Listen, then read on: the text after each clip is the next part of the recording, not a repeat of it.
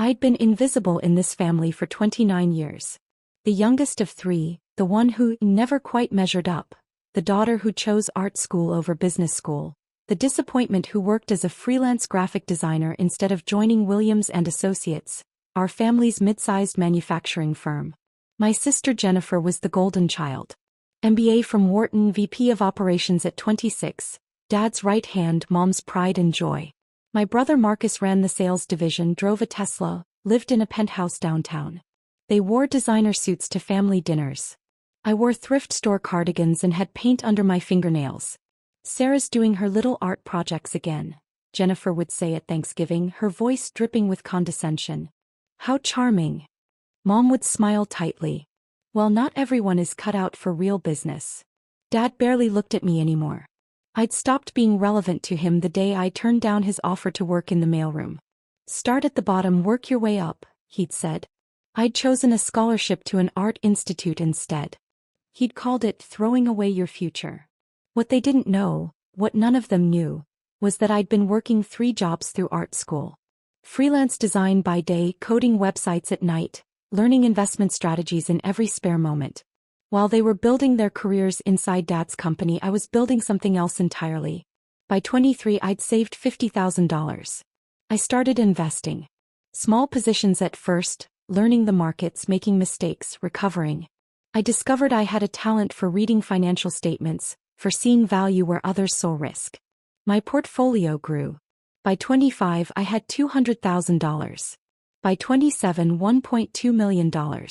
And then I'd done something they never suspected. I'd started buying shares of Williams and Associates. The company had gone partially public 5 years ago when Dad needed capital for expansion. He'd retained 40% ownership, Jennifer had 12%, Marcus had 8%. The remaining 40% was split among various investors and employees. Dad thought he maintained control. He was wrong. I'd spent 2 years quietly acquiring shares through shell corporations and investment vehicles. Different names, different entities, all leading back to me. I'd bought out retiring employees, purchased from frustrated investors, accumulated position after position. I'd spent nearly $80 million total leveraging my returns, taking calculated risks. Now I own 78% of Williams and Associates. My father owned 40%. I own nearly double his stake. I controlled the company completely. And they had absolutely no idea. The Christmas board meeting was Jennifer's idea.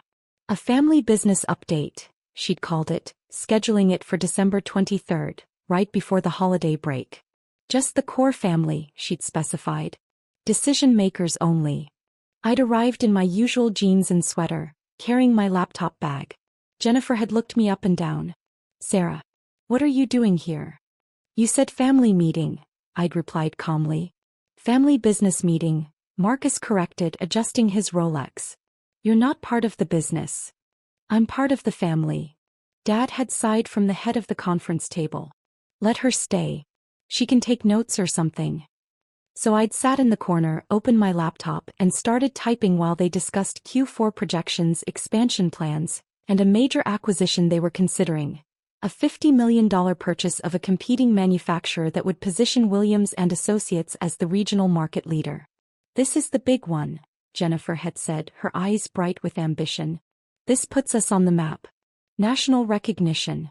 Maybe even international opportunities. The financing is tricky, Dad admitted. We'll need to leverage our credit lines, bring in additional investors. Marcus, you'll need to court the venture capital firms. Already on it, Marcus said confidently. I've got meetings scheduled with 3 firms next week. Jennifer had pulled up a presentation on the main screen. Growth projections. Market share estimates. Revenue forecasts. It was impressive work. She was good at her job, I'd never denied that. But she was also cruel in ways that Dad never noticed. Of course, this is confidential, Jennifer had said, glancing at me. Family only. She'd emphasized the word family, in a way that clearly excluded me. I'd continued typing. Actually, Jennifer had said, her voice taking on that particular edge I knew so well. Sarah, maybe you should step out for this part. This is sensitive business information. I'd looked up. I'm family. You're not part of the business, she'd repeated. You've made that very clear over the years. You chose your little creative career over this company. You can't have it both ways. Marcus had nodded. She's right. This is for stakeholders only. Stakeholders, I'd repeated quietly. People with actual investment in the company's success, Jennifer had explained slowly as if I were a child. People who've dedicated their careers to building this business. Not people who paint. I do graphic design. Whatever. She'd waved her hand dismissively. The point is, you'll never be part of this company. You made your choice. This is for successful people. Dad had nodded his agreement. Jennifer's right, Sarah. This isn't personal. It's just business protocol. You understand. That's when my phone had buzzed. A message from Catherine Chin, my investment advisor at Hartwell Capital Management. The firm that managed my portfolio. The firm that held my controlling interest in Williams & Associates under various legal entities. The preview on my screen read, Ms. Williams, your $94 million controlling shares are ready for liquidation if you choose to proceed. Board documentation prepared. Awaiting your instruction. I'd stared at the message for a long moment. 29 years of dismissal. 29 years of being told I wasn't good enough, wasn't serious enough, wasn't part of the real family. 29 years of watching Jennifer receive praise for achievements I could have matched if anyone had believed in me. The acquisition they were planning would be transformative for the company. It was a smart move. Jennifer's analysis was solid. But they'd need every dollar of credit, every investor relationship, every bit of financial stability to pull it off. And I could end it with a single phone call. Sarah. Jennifer's voice cut through my thoughts. Did you hear me? We need the room. I'd looked up at her. Then at Marcus, smirking beside her. Then at Dad, who couldn't even meet my eyes. Actually, I'd said calmly, I think I'll stay. Jennifer's expression had hardened. This isn't optional. Get out. I'm a stakeholder, I'd said quietly. Marcus had laughed. What, you bought one share so you could attend meetings? That's pathetic even for you. Not one share, I'd replied. 78% of them. The room had gone silent. What? Jennifer's voice was sharp. I turned my laptop around, showing the screen. Catherine's message. Below it, the portfolio summary. Williams & Associates Holdings. 78.3% ownership across multiple acquisition vehicles. Total investment, $79.4 million. Current value, $94.2 million. Dad had stood up, grabbing the laptop, his face going pale as he scrolled through the documents. This can't be real. It's real, I'd said. I've been acquiring shares for 2 years. Shell Corporation's investment trusts, strategic purchases. All legal. All documented. I control this company, Dad. I have since October. You. Jennifer's voice had risen. You can't afford. This is impossible. Where would you even get this kind of money? I earned it, I'd said simply. While you were working your way up Dad's corporate ladder, I was building my own portfolio. Tech investments mostly. Some real estate. I did well. Marcus had been staring at his phone, his face growing red. The shareholder registry. There are listings here for HCM Holdings, Westridge Capital, Pinnacle Investments. All mine, I'd confirmed. Different entities, same owner. Me. This is fraud, Jennifer had snapped. You can't just secretly buy up a company. It's completely legal, I'd interrupted. I filed all the proper documentation. The SEC has every required disclosure. You just never bothered to check who was behind the acquisition entities. Dad had sunk back into his chair. 78%. Which means I control the board, I'd said. I control major decisions. Including this acquisition you're planning. The implications had started to sink in. I watched it happen in real time, Jennifer's face going from red to white, Marcus's hand trembling as he set down his phone, Dad's eyes fixed on the table in front of him. The acquisition. Dad had started. Requires board approval, I'd finished. Which requires my approval. Since I hold the controlling interest.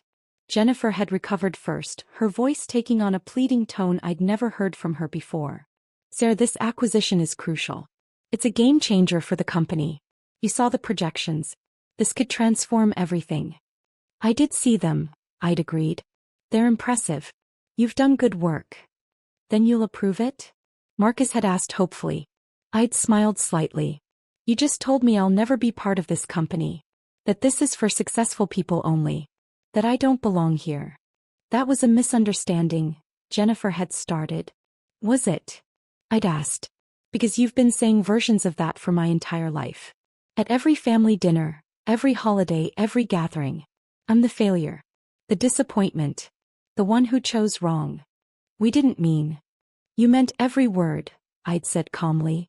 And that's fine. You're entitled to your opinions. But you're not entitled to my money. Dad's phone had started ringing. He'd glanced at the screen, his face going even paler. It's Richard from First National. Our primary bank. You should probably answer that, I'd suggested. He'd stepped into the hallway. Through the glass conference room walls, I'd watched him talk, watched his expression shift from confusion to shock to something like panic. He'd come back in, his hand shaking slightly. They're calling our credit line, he'd said hoarsely. Richard says there's been a change in the shareholder structure that affects our debt covenants. They need to reassess our lending terms. That would be my acquisition, I'd said. Changes in controlling interest trigger covenant reviews. Standard banking practice. Jennifer's phone had buzzed. Then Marcus's. Both of them had looked at their screens, then at each other. The VC firms, Marcus had said. They're all backing out. They're saying there's uncertainty about company leadership. Word travels fast in investment circles, I'd observed. My own phone had rung. Catherine Chin. I'd answered on speaker. Ms. Williams, I'm getting calls from several parties interested in your Williams and Associates holdings. There are 3 firms wanting to discuss acquisition of your position. Shall I tell them you're open to offers? Not yet, I'd said. I'm still evaluating my options. Understood.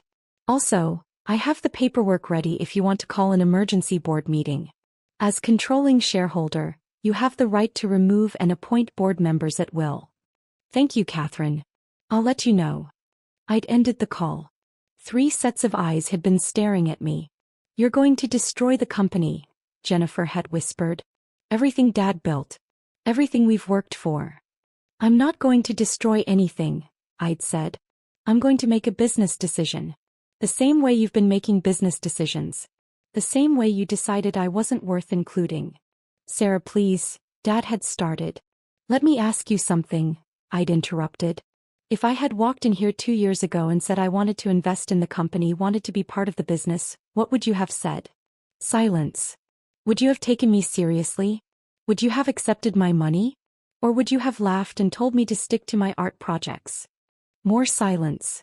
That's what I thought, I'd said quietly. So I didn't ask. I just did it. I built my own success, made my own money, and bought my way in. Because that's the only language you understand. Power. Money. Control. Marcus had tried a different approach. Look, we were wrong. We should have respected your choices. But this acquisition, it's not just about us. It's about the 200 employees counting on this company. It's about the community. The legacy. Don't, I'd said sharply. Don't try to guilt me with the employees. Where was your concern for people when you mocked my career? When you told everyone at Thanksgiving that I was wasting my life? His mouth had closed. My phone had buzzed again. Another message from Catherine. Reuters is reporting unusual trading activity in Williams and Associates shares. Expect media inquiries. Dad had seen it. Media. A $94 million position in a mid-sized manufacturing firm? I'd said. That's newsworthy. Especially when the controlling shareholder is the owner's daughter who was supposedly estranged from the business. Jennifer had stood up abruptly. What do you want? Money? Is this about money? We can arrange a buyout. We can find investors to purchase your position at a premium. With what capital? I'd asked. Your credit lines are being reviewed. Your VC partners are backing out. Your acquisition is stalled. Where exactly are you going to find $100 million to buy me out? We'll find it, she'd insisted desperately. Maybe you will, I'd agreed. But it'll take time. Months probably. Meanwhile, your acquisition target will move on to other buyers. Your market opportunity will close. Your expansion plans will collapse. Dad had finally spoken, his voice rough. What do you want, Sarah? I'd looked at him for a long moment. My father who'd barely spoken to me in 5 years. Who'd written me off as a failure, a disappointment, a waste of potential. I want respect, I'd said simply.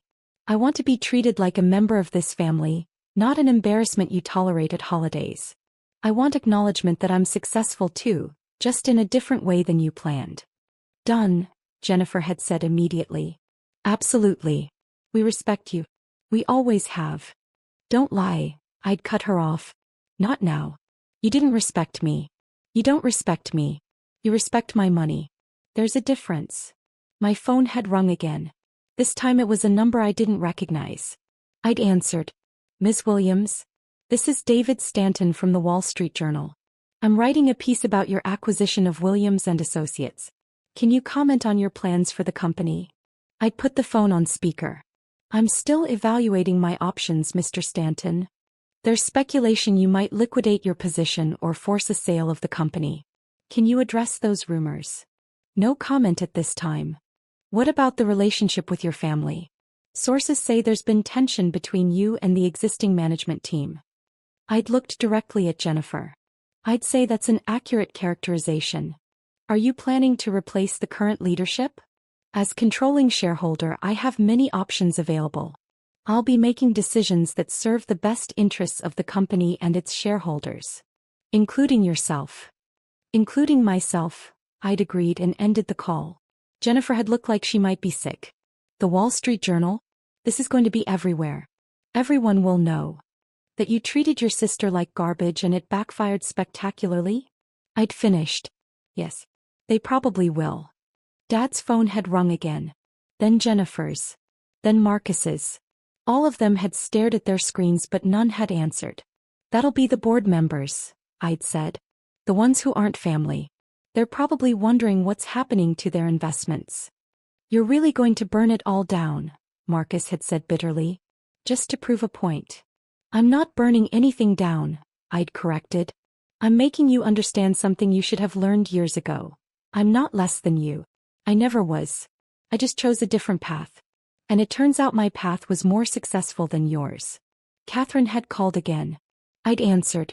Ms. Williams, I have the CEO of Hartwell Capital on the other line.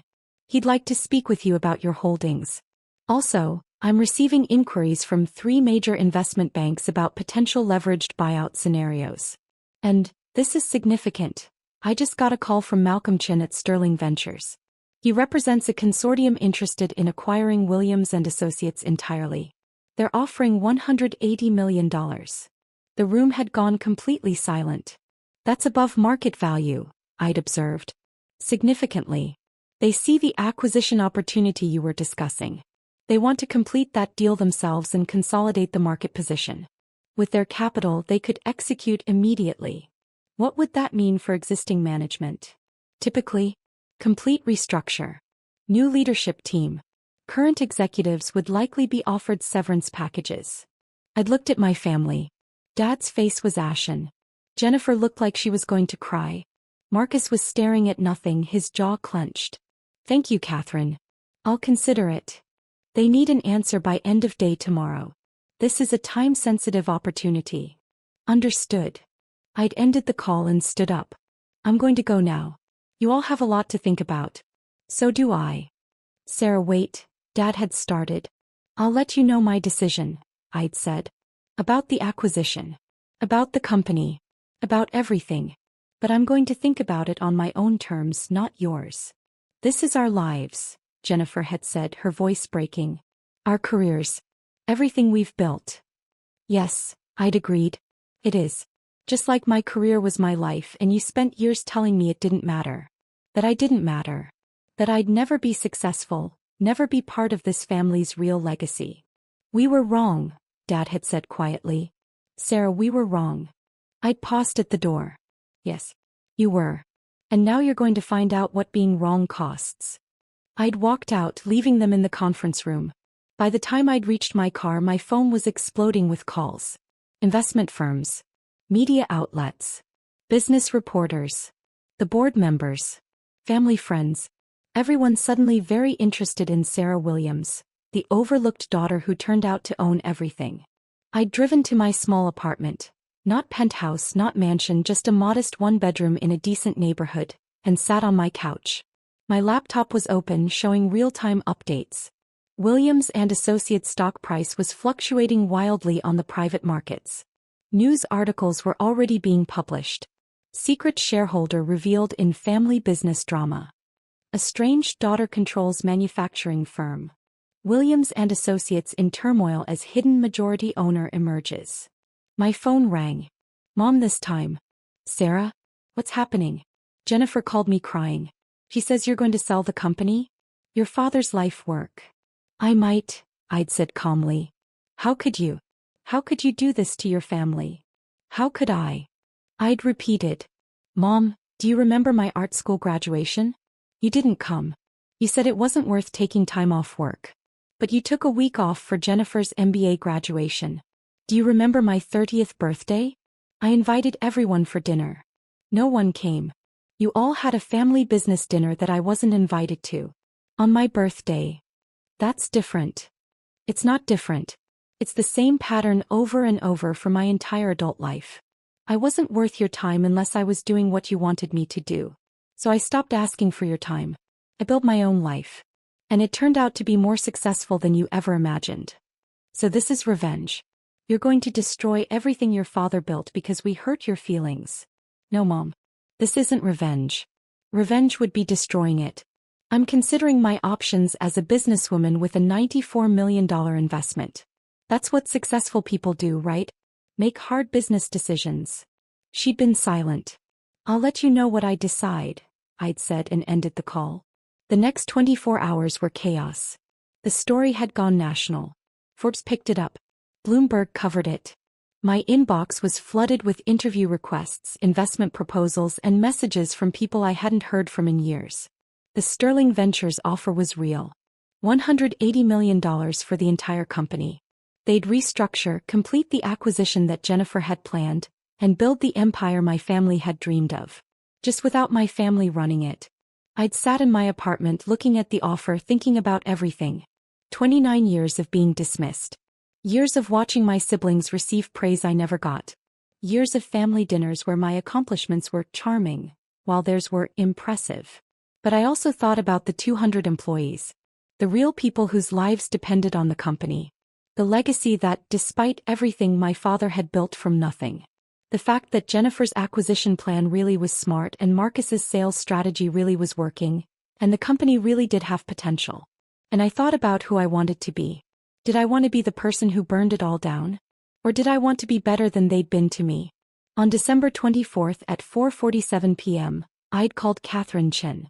I'm not selling, I'd said. You're keeping your position? I'm keeping my position. And I'm approving Jennifer's acquisition. But I'm restructuring the board. I want a seat. Not as silent investor but as active board member. I want quarterly meetings where I'm treated as the controlling shareholder I am. And I want company bylaws updated to reflect reality. Consider it done. Anything else? Yes. I want a formal apology from the executive team. In writing. Delivered to every board member and every department head. Acknowledging that they failed to respect a major shareholder and outlining steps to improve company culture. That's unusual. So is buying 78% of your family's company without them noticing, I'd said. Draft the documents. I'd sent the message to Dad's phone. Acquisition approved. Board restructure to follow. Check your email for terms. He'd called immediately. Sarah? You're approving it? You're not selling. I'm not selling. But things are going to change, Dad. I'm not the invisible daughter anymore. I'm the majority shareholder. And you're all going to treat me accordingly. Yes. Absolutely. Thank you. Sarah, I don't know what to say.